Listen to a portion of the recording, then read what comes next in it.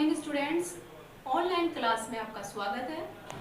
आज अभी तक हमने 12th क्लास में एक चैप्टर कंप्लीट कर लिया है, जिसके अंदर हमने कबीर दास के बारे में पढ़ा, फिर उसके बाद में तुलसीदास के बारे में पढ़ा, फिर उसके बाद में हमने राजिया रसोठा पढ़ा, जो कि कृपाराम खेड़िया द्वारा लिखा गया है। उसके क्वेश्चन आंसर भी आपको बता दिए गए हैं, आपने सभी ने कर लिए होंगे। अब देखिए, जो सेकंड चैप्टर है हमारा वह है 12th क्लास का भ्रमर गीत, जिसमें सूरदास द्वारा लिखा गया है। और भ्रमर गीत को हम पहले भी 10th क्लास में पढ़ चुके हैं।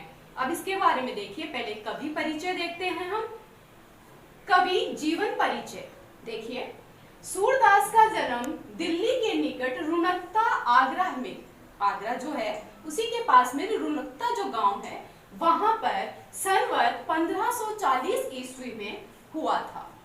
लेकिन ये अभी पिछले वीडियो में मैंने आपको बताया था कि सूरदास के बारे में ये मान्यता है कि कुछ लोग इन्हें जन्म से अंधा बताते हैं और कुछ लोगों का मानना है कि ये जन्म के बाद में अंधे हो गए। और हमने ये भी पढ़ा है कि सूरदास के बारे में ये बताया जाता है कि उन्हें श्री कृष्ण के द्वारा ज्ञान चक्षु प्रज्ञा चक्षु प्रदान किए गए, लेकिन उन्होंने उन्हें वापस लौटा दिया और ये कहा कि हे ईश्वर, मुझे इन जो प्रज्ञा चक्षु है इनकी जरूरत नहीं है, क्योंकि जिन आंखों से मैंने श्री कृष्ण के दर्शन कर लिए हैं उन आंखों से मैं किसी संसार की अन्य वस्तु को नहीं देखना चाहता। इसके बाद में हमने ये पढ़ा कि किस प्रकार से वो अंधे होते हुए भी उन्होंने श्री कृष्ण की जो लीलाएं लिखी हैं, श्री कृष्ण की लीलाओं का, बाल लीलाओं का, वात्सल्य लीलाओं का जो वर्णन किया है वो इतना मनोरम है कि उन्हें देखकर लगता नहीं कि वह जन्म से अंधे थे। क्योंकि बालक की एक जो क्रियाएं होती है, चलने की, हंसने की, खेलने की, कूदने की, वो सारी की सारी क्रियाएं सूरदास ने अपने पदों में इस प्रकार से व्यक्त की है कि अगले को लगता है कि वो आंख से ही देखकर उनकी क्रियाओं का वर्णन कर रहे हैं।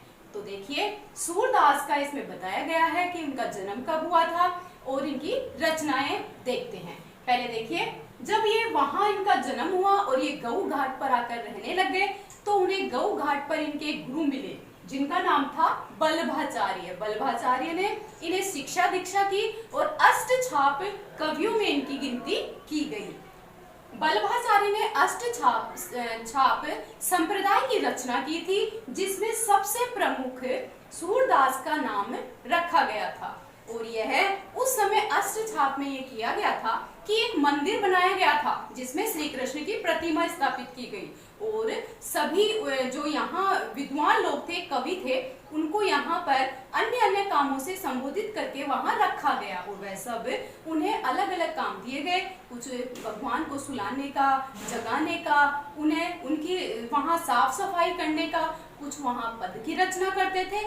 इस प्रकार से बल्लभाचार्य ने सूरदास को भी वहां रखकर इन्हें मतलब कुछ कार्य दे दिया और अष्टछाप में इनकी गिनती की गई और वहां रहकर उन्होंने रचनाएं की, श्री कृष्ण के पदों की रचना की और उन्हें साहित्यिक के रूप में ज्ञान दिया, जिससे उन्होंने अनेक चीजों का सृजन किया। तो अब देखिए, अब तक हमने काव्य जो कवि परिचय है उसमें सूरदास के बारे में पता लगाया कि उनका जन्म कब हुआ था, उनके गुरु का नाम क्या था और उनकी रचनाएं देखते हैं।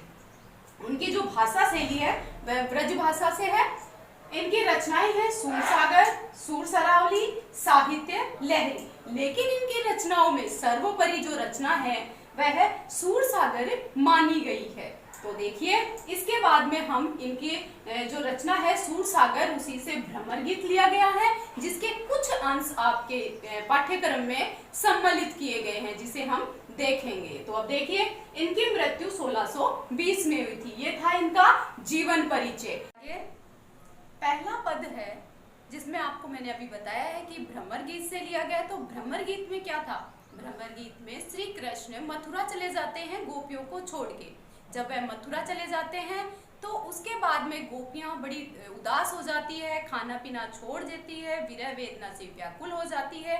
तो श्री कृष्ण उनकी सुध लेने के लिए, अर्थात उन्हें ज्ञान प्रदान करने के लिए, और ज्ञान कौन सा? हठ योग के माध्यम से उद्धव को वहां भेजते हैं और उद्धव को ये कहते हैं किंतु वहां जाकर उन्हें ये समझाना कि वो मुझसे प्रेम है, मोह है, उसे त्याग दे और ईश्वर भक्ति में लीन हो जाए। लेकिन गोपियां उस बात को नहीं मानती और वह उद्धव से कहती हैं कि हे उद्धव, जो ज्ञान की बातें तुम हमें बताने आए हो वह हमारे लिए नहीं है, क्योंकि हमारा जो मन है वो तो किस प्रकार से है। देखिए, हमारे हरि हारिल, अर्थात इसके जो शब्दार्थ है वो मैंने नोट्स में डाल दिए हैं आपको पहले। अब देखिए, हमारे हरि हारिल, हमारे हरि, हरि अर्थात श्री कृष्ण, हारिल, हारिल एक प्रकार का पक्षी होता है तोते के जैसा, हरे रंग का, जो कि उसके जो पंजे हैं, पंजों के अंदर वो एक लकड़ी को हर समय दबाकर रखता है।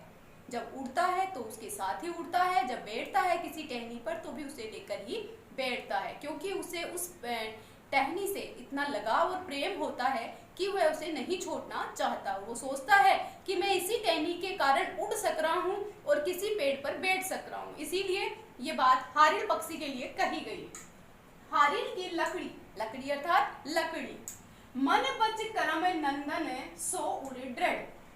गोपियां कहती है कि अरे उद्धव, हमारा मन है वो क्या है, श्री कृष्ण के प्रेम में इतना लग चुका है कि उन्हें अन्य वस्तु से कोई लगाव नहीं है, इसलिए तुम्हारा जो योग साधना का जो उपदेश है, जो ज्ञान है, वो हमारे ऊपर कोई असर नहीं करेगा। किसके प्रकार, जैसे हारिल पक्षी को क्या है, हर समय एक लकड़ी को पंजे में दबाकर ही वह उड़ता है, बैठता है, उसी प्रकार हमारा जो मन है वो क्या है, उस हारिल पक्षी की जैसे है, जो कि श्री कृष्ण को ही सिर्फ याद करता है, उन्हीं का स्मरण करता है सोते जागते हर समय, और किसी का उनके ध्यान में कोई भी मतलब नहीं है। मन बच करम, मन और वचन और कर्म से, तीनों से ही हम किसको आराधना करते हैं, किससे प्रेम करते हैं, श्री कृष्ण से, अर्थात नंद नंदन, श्री कृष्ण नंद बाबा का जो पुत्र है श्री कृष्ण, सो उर दृढ़, और उसका ही उर अर्थात हृदय, उनका ही जो प्रेम है हमारे मन में दृढ़ है, निश्चित है। करी पकड़ी, जिस प्रकार से वो उस लकड़ी को पकड़कर चलता है उसी प्रकार से हमारा मन भी श्री कृष्ण को ही पकड़कर उनका स्मरण कर कर हमें याद आते हैं। जागत सोवत सपने, जागते हैं तो भी, सपने में सोवत है तो भी, सोते हैं तो भी, जागते हैं तो भी, और सपने में भी हमें श्री कृष्ण ही नजर आते हैं।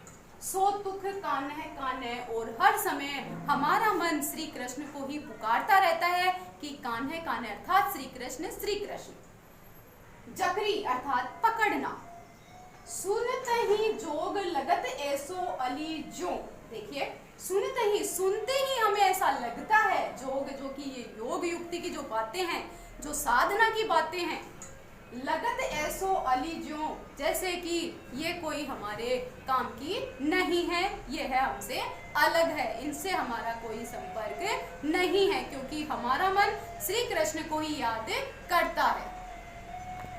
जिस प्रकार से करुई ककड़ी, करुई का मतलब होता है कड़वी ककड़ी, जिस प्रकार से कड़वी ककड़ी को मुंह में लेते ही क्या होता है कि हमारा मुंह कड़वा हो जाता है, और हमें जो हमारी इंद्रियां होती हैं, स्वाद इंद्रियां होती हैं, वह तुरंत बता देती है कि ये कड़वी है।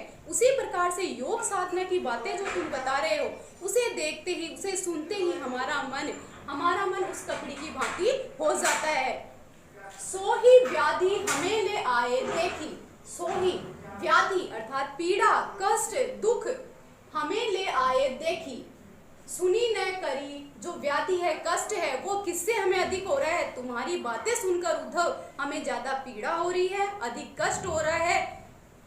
यह तो सूर तिने ले दीजे जी के मन चक्री, चक्री अर्थात एक प्रकार का खिलौना है जो कि हर समय घूमता रहता है। तो ये जो गोपियां हैं वो उद्धव को कहती हैं कि हे उद्धव, जो ये ज्ञान की बातें हैं तुम उन्हें जाकर दीजिए, जिनका मन अस्थिर होता है, विचलित होता रहता है, और जिसे जो बातें कहें वो सुन लेता है और उसे मान लेता है, लेकिन जो हमारा मन है वो ऐसा नहीं है, क्योंकि उसमें तो श्री कृष्ण का निवास हो चुका है। यह इसकी व्याख्या आपको बता दी है, प्रसंग और व्याख्या इसी की है। प्रसंग सूरदास के द्वारा लिखा गया है, भ्रमर गीत से लिया गया है, व्याख्या आपको बता दी है। विशेष में इसमें अनुप्रास अलंकार का प्रयोग है, ब्रज भाषा है, और इसमें उदाहरण दिया गया है कड़वी ककड़ी का, और उद्धव के द्वारा हठ योग साधना का प्रयोग किया गया है।